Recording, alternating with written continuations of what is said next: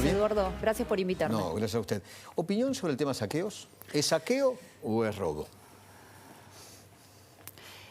Es robo en manada, en bandada, así que da lo mismo ya igualmente la identificación. Lo que El gobierno sí... se niega, a saqueo se niega. Sí, bueno, lo que pasa es que es como el fin de una etapa y nosotros estamos acostumbrados a que cuando nos vamos acercando al momento de las elecciones o al fin de año, determinadas estructuras usan a estas acciones para generar la conflictividad, la intranquilidad en la sociedad. Así que no es algo casual, nosotros lo dijimos desde el primer minuto, lo terrible o si se quiere, lo que muestra una vez más la incapacidad del kirchnerismo para llevar adelante estas situaciones y brindarle a la sociedad seguridad y tranquilidad es que se acuse a otros políticos, a otros ciudadanos, a tuiteros.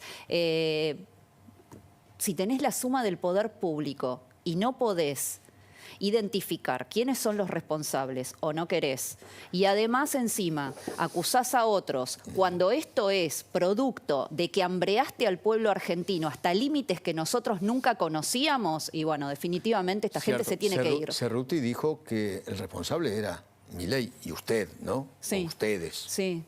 Bueno, Cerruti evidentemente tiene ganas de seguir haciendo fábula. Debería ser novelista en vez de dedicarse a ser vocera y ya es hora también de que, si ella no renuncia, que el presidente se la pida, que nos ahorre 3 meses más de un megasueldo para escuchar las gansadas que estamos escuchando. Algunos dicen que esto es solamente una muestra de lo que va a pasar si el peronismo no está en el poder, que esto comenzó porque Milei y usted sacaron 30%. Esto pasaría por cualquiera, Eduardo. Esto pasaría con cualquiera que no sean ellos.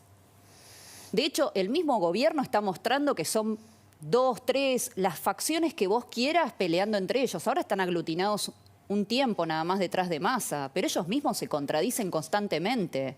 Depende cuál sea la línea que vos trates, esa es la que va a tener una versión. Venía para acá, para el canal, y los escuchaba a ustedes con lo que pasó en Paraguay. Bueno, depende a quién toques la versión que vos tenés de ese gobierno. Entonces son o los masistas o no sé, o cristinistas. Ahora Cristina está guardada, bueno. Me gustaría que también en algún momento dé la cara, porque este también es su gobierno, ¿no? Sí. A ver, el mismo Milei sentado allí me dijo: Victoria Villarruel es la que va a elegir los ministros de Seguridad y Defensa. ¿Ya tiene esos nombres? Todavía no los tenemos, pero porque son 2 áreas sumamente sensibles. Obviamente. Una, porque sobre el área de defensa se demonizó a todos los uniformes desde hace décadas. Además es un área totalmente desfinanciada, pero llena de militantes del kirchnerismo, de la cámpora. Hoy por hoy el kirchnerismo metió a todos los que eran ideológicamente afines y no tenemos defensa, estamos completamente indefensos. Argentina literalmente no puede proteger su espacio aéreo, marítimo ni terrestre. Y en el caso de la seguridad es una preocupación de toda la sociedad. La gente quiere llegar a su casa y que no la maten en la esquina, o que no le roben, o no pasar un momento que va a recordar por siempre simplemente para robarte 2 mangos. Entonces, son 2 áreas sumamente vitales. No vamos a elegir los nombres rápido para simplemente decir, bueno, ya los tenemos y ya está, ya satisfacemos esta situación. ¿2 civiles? No estamos todavía tan seguros de que sean civiles. Sí queremos que sean personas sumamente capaces, porque en el caso del área de defensa siempre se ha elegido a civiles, pero no necesariamente que tenían un conocimiento previo en el área. Fueron como aprendiendo mientras eran ministros. Y en el caso de seguridad, la verdad que hay que tomar decisiones que son difíciles. Acá tenemos delitos que con el paso del tiempo se han perpetuado. Uno es narcotráfico, los cortes de rutas, los piquetes. Argentina vive en un piquete eterno. La Ruta 40 que conecta la Patagonia, por ejemplo, con el tema de Maldonado o de Rafael Nahuel o de los mapuches, vive cortada y son poblaciones que no tienen otra vía de comunicación que esa ruta. Lo mismo Jujuy, lo mismo la capital federal. Bueno, luego las usurpaciones de tierras. De nuevo, bajo el amparo de los pueblos originarios se usurpan tierras. También hay usurpaciones comunes. Tierras fiscales, tierras privadas. Sí. Entonces se afecta la integridad del territorio, se afecta el derecho a la propiedad privada. El narcotráfico. Narcotráfico que no solo está en Rosario, también lo tenemos en la capital federal, en las villas. Hay asentamientos donde para ingresar a las villas hay que hacerlo con la policía y hasta determinadas partes de las villas. Porque son villas, sí, no sí. son asentamientos o barrios humildes, no sé, los eufemismos que usa el No entra ni la oficialismo acá en la policía, ciudad. Ni la policía, ni las ambulancias. No entra nada, no entra nada. Y ahí el que es pobre y vive sin delinquir también es un rehén de estos núcleos, donde la droga hace literalmente lo que quiere. Entonces, en el caso de Rosario, nosotros con Javier Milei, ya lo vengo diciendo hace muchos meses, hay que llamar a un comité de crisis. Eso lo estipula la Ley de Seguridad Interior. Recién ahora se empieza a hablar del comité de crisis. Tenemos 4 fuerzas federales, las 4 tienen que trabajar coordinadamente. Ahora se habla de que, bueno, de que va a haber una coordinación interagencial entre la prefectura, la gendarmería, la policía federal y la policía aeroportuaria. Pero todas estas cosas se tendrían que haber hecho hace años y no dejar que se sigan extendiendo como la metástasis de un cáncer. Victoria, ¿sabe que la acusan a usted de tener mucha gente vinculada al terrorismo de Estado, a los genocidas en su entorno, en su derredor? ¿Qué contesta ante esto? El problema es cuando esas acusaciones vienen, primero, de aquellos que son negacionistas del terrorismo a secas, y segundo, que son familiares de personas que integraron el terrorismo. En el caso del secretario de Derechos Humanos, Pietra Gala, es hijo de 2 combatientes de organizaciones armadas que cometieron actos de terrorismo. En el caso de Victoria Montenegro, que también se dedica a difamarme y a injuriarme, y que ahora creo que va de diputada nacional, se postula ella también, es hija también de combatientes del Ejército Revolucionario del Pueblo. Entonces, el problema acá es, ¿quiénes me acusan? O sea, el problema es que la hija de un veterano de Malvinas llegue a ser diputada y se candidatee en una fórmula presidencial. Pero entonces, ¿qué tengo que decir yo que tenemos a Tayana de ministro de Defensa, un tipo que estuvo preso en democracia por integrar la organización terrorista Montoneros? ¿O qué tengo que decir de todos los hijos de terroristas que han llegado a sus cargos, obviamente por el dolor de sus situaciones, pero que en vez de tener un mensaje de pacificación o de mirada hacia el futuro, lo único que han buscado ha sido perpetuarse en el poder, justificando los crímenes de sus padres? Entonces, mientras nosotros acá estamos hablando de esta situación de la década del 70, y a mí, que no tengo delito cometido alguno, ni yo ni mi familia, y se me tilda de negacionista, de genocida y demás, la realidad es que hoy hay chicos que en Argentina, que es un país sumamente rico, no van a comer.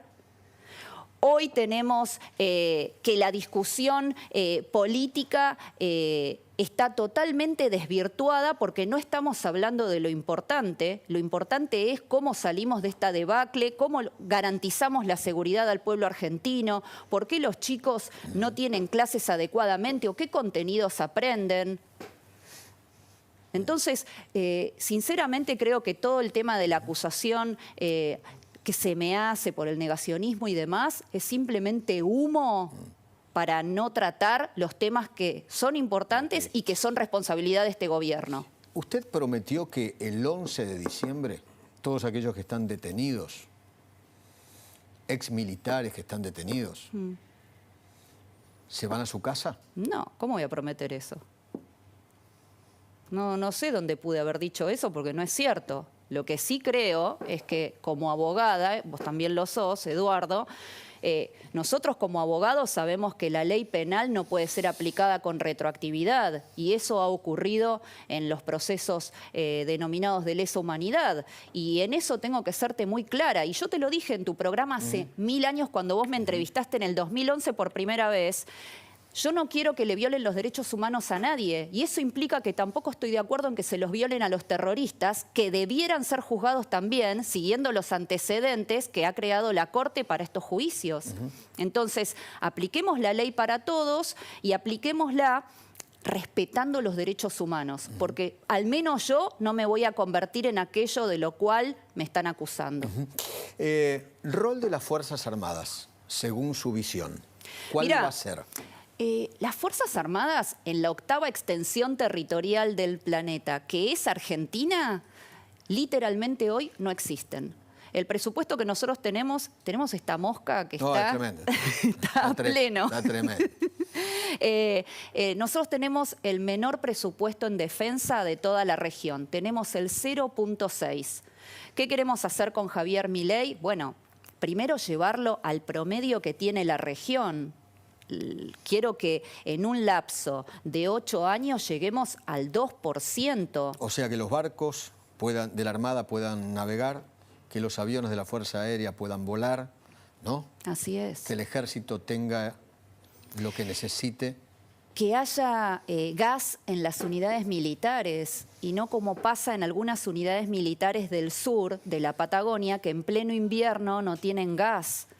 Que los soldados voluntarios tengan las comidas correspondientes y no que sean licenciados, igual que el resto de los oficiales y suboficiales, porque no hay comida a la noche para darles. O sea, quiero que estén bien equipados, bien adiestrados. Lo mismo las fuerzas policiales y de seguridad. Vos no le podés pedir a nadie, sea un enemigo externo, como es en el caso de las Fuerzas Armadas, o sea un enemigo interno, en el caso de las fuerzas policiales y de seguridad, que ponga el cuerpo si vos no le vas a dar el equipamiento adecuado, la instrucción y además el apoyo. El apoyo de que vos como Estado, en las acciones legítimas, vas a estar siempre acompañándolo. ¿Qué va a hacer usted o cuál es su idea en la lucha contra los pseudo mapuches terroristas del sur? Mira, como diputada nacional, yo presenté la derogación de la ley 26160, que es la ley que garantiza el paraguas para los desalojos en las usurpaciones de los mapuches o de cualquiera que se autodenomina pueblo originario. ¿Qué quiere decir esto? Hoy en día hay una ley vigente en la República Argentina que si vos te autodenominás pueblo originario y usurpás la tierra de un privado o una tierra fiscal, el Estado pone un paraguas, arma una carpeta sobre tu comunidad aborigen y sostiene esa situación sin que vos seas desalojado. Esta ley fue prorrogada 4 veces. Las 3 veces que fue votada fue por unanimidad, tanto del kirchnerismo, de Juntos por el Cambio y de todos los demás bloques. Bueno, yo pedí que se derogue. ¿Qué vamos a hacer? Vamos a empujar la derogación. ¿Por qué? Porque aquí el que comete un delito, no importa si es de una comunidad de pueblo aborigen, se siente, no sé, rumano o es descendiente de Cristóbal Colón. Lo que importa es que la ley es vigente para todos. Sí. Y por ende, vos, si cometés un delito y se desaloja al que no es un pueblo originario, a vos también se te tiene que desalojar. El problema no es el pueblo originario ni son los verdaderos mapuches. El problema son los jonesguala de la vida, ¿no? Aquellos que se autoperciben mapuche y cometen delitos. Es que imagínate que nuestra Constitución primero le da preexistencia a los pueblos originarios en el artículo 75 con la reforma del 94, ¿no? Pero independientemente de eso, si vos rompés la igualdad ante la ley simplemente porque una persona alega ser mapuche, diaguita o lo que se le ocurra, y vos sostenés un doble estándar entre tu población, es decir, si vos sos, por ejemplo, mapuche, entonces vos podés ir a tomar una tierra, cortar una ruta, agredir a un ciudadano como le pasó a Diego Frutos, que lo agarraron a piñas en el sur,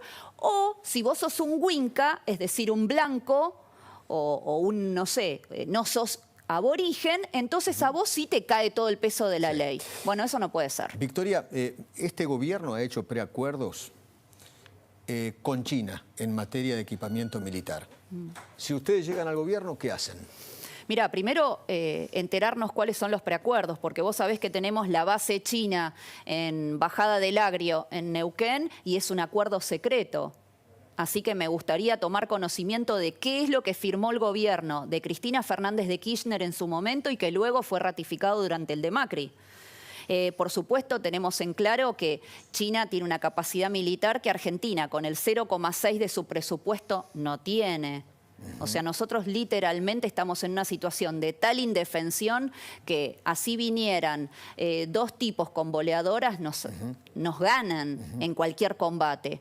Pero teniendo presente eso, me gustaría saber cuáles son las condiciones que se firmó con China y cuáles son los acuerdos que se están firmando. Porque este gobierno no para de dinamitar todas las áreas. Estamos hablando de defensa y seguridad, pero la realidad es que dinamitan todo. Entonces, el conocimiento... Por ejemplo, los barcos de la Armada no tienen equipamiento, no tienen repuestos para que funcionen. No, bueno, luego del hundimiento del Ara San Juan, nosotros no tenemos submarinos y nuestros submarinistas de la Armada se van a entrenar a otros países por invitación de otros países, en este caso de Perú, que amablemente invita a alguno de los nuestros a adiestrarse con ellos. ¿A vos te parece que eso es algo viable? No. En Juntos por el Cambio la idea era, por lo menos en campaña de algunos candidatos, era llevar las Fuerzas Armadas a las fronteras como solución al problema de inseguridad.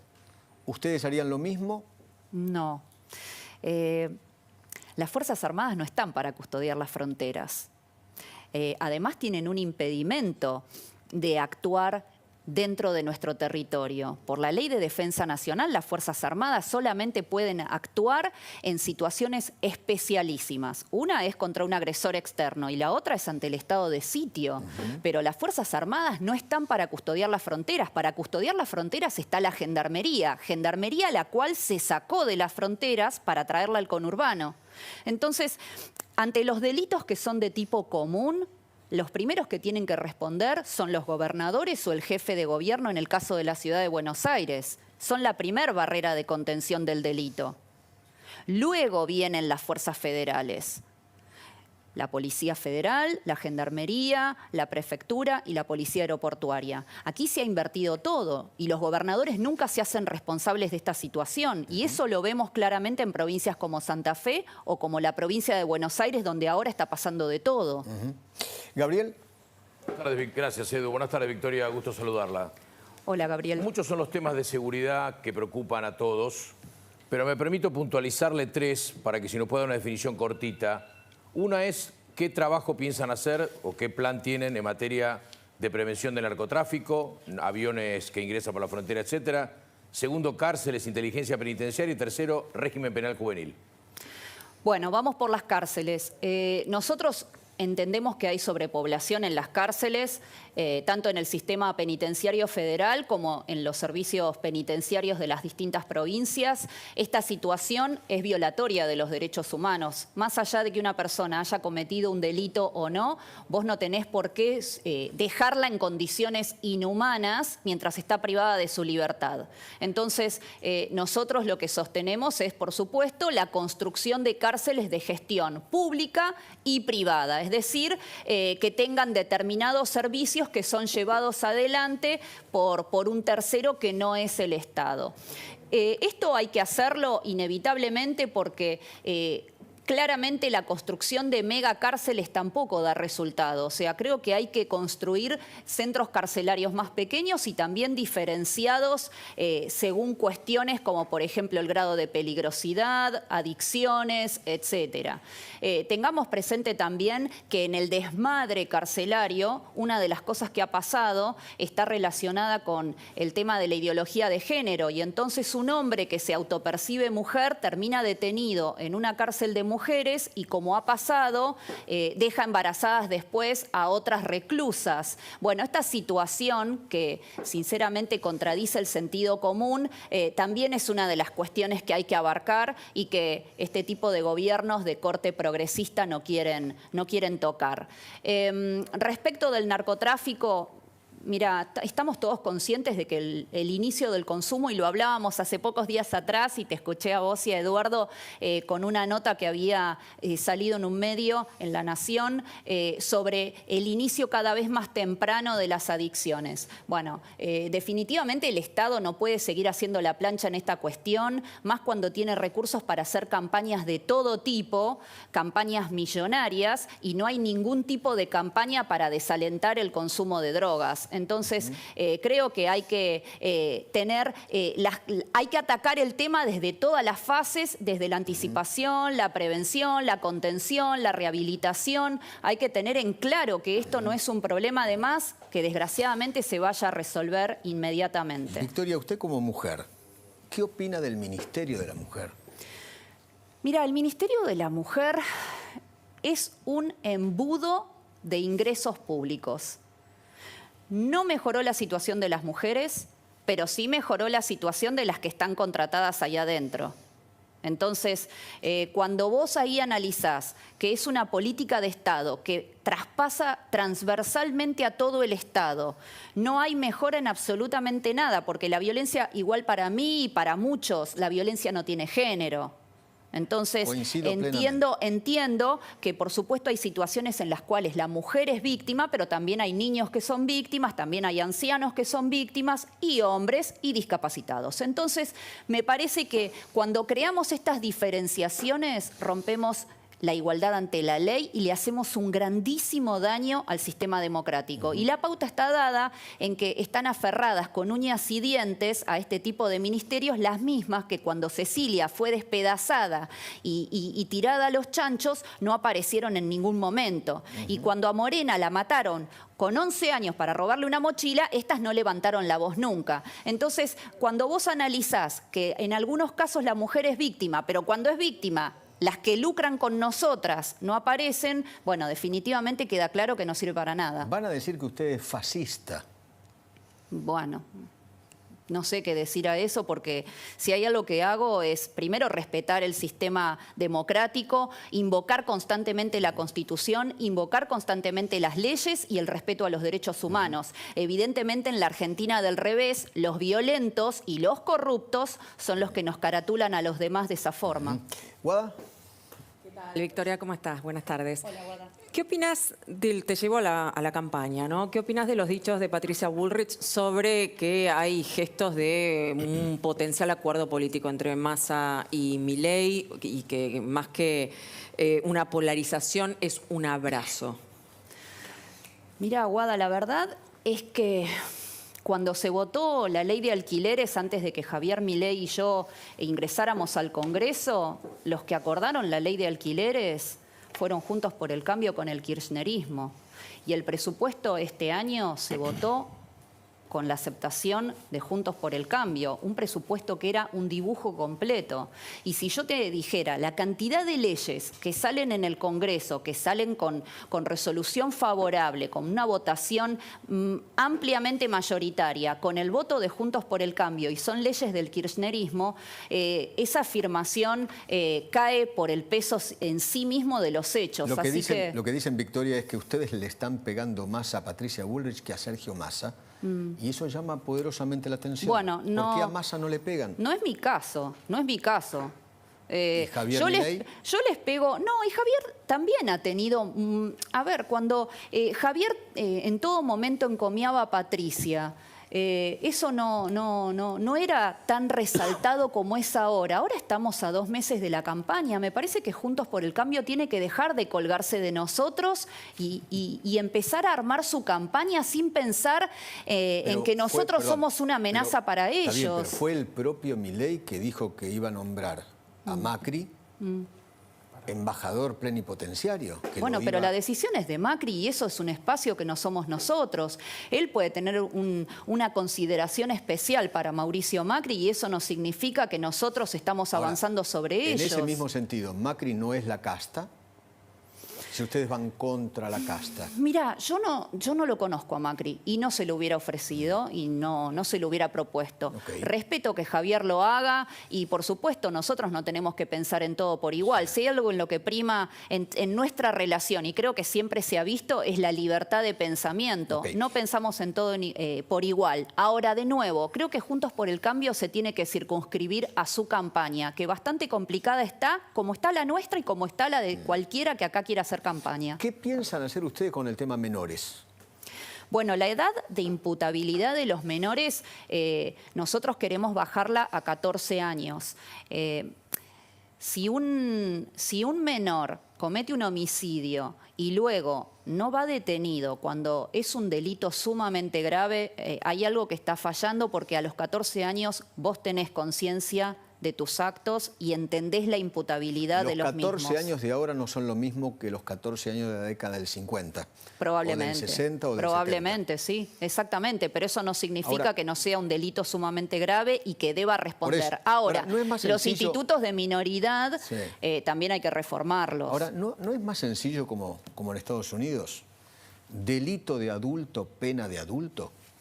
Porque a la víctima no le interesa la edad que tenga su victimario. Sí, pero no es uniforme esa aplicación, no es uniforme la doctrina en esa materia. Entonces, siendo que nosotros acá la imputabilidad la tenemos a partir de los 18 años, bueno, nosotros pensamos en una alternativa que es los 14 años. Bueno, por eso. Ahora, creo que igualmente todos los espacios tenemos que discutir esta cuestión, porque todos creo que alternadamente tenemos más o menos la misma opinión. ¿Qué opina de Zaffaroni? Para mí ha sido nefasto para el derecho ¿Por qué? argentino. Porque ha sido una persona que en todo momento dijo una cosa, hizo otra. Él fue un juez nombrado durante el gobierno de facto en la década del 70, escribió un código militar, un tratado sobre un código militar, y de pronto, cuando le convino, se sacudió toda esa pelusa y de pronto pasó a ser el adalid de la democracia, los derechos humanos, cuando nunca había otorgado un habeas corpus. Así que para mí es una persona sumamente nefasta para el derecho penal, porque ha sido uno de los responsables que en Argentina el delincuente se ha visto como una víctima y no como una persona que cometió un delito y que por supuesto debe responder por él. Le agradezco infinitamente. Me imagino que vamos a hablar más de una vez, ¿no? De acá a las elecciones. Si ¿no? me invitás desde ya. Con todo gusto. Gracias por